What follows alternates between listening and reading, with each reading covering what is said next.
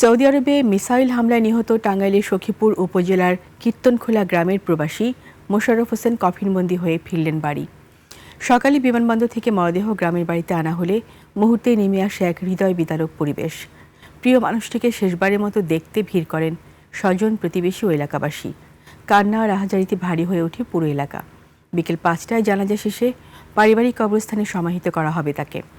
এদিকে স্থানীয় প্রশাসনের পক্ষ থেকে পরিবারটিকে সব ধরনের সহযোগিতার আশ্বাস দেওয়া হয়েছে। অভাবের সংসারে একটু স্বস্তি ফেরাতে পরিবারের স্বপ্ন পূরণ করতে প্রায় ৮ বছর আগে প্রবাস জীবন বেছে নিয়েছিলেন মোশাররফ। সৌদি আরবের আল খারিজ শহরের পাশে একটি প্রতিষ্ঠানে পরিচ্ছন্নতা কর্মী হিসাবে নিরলস পরিশ্রম করতেন।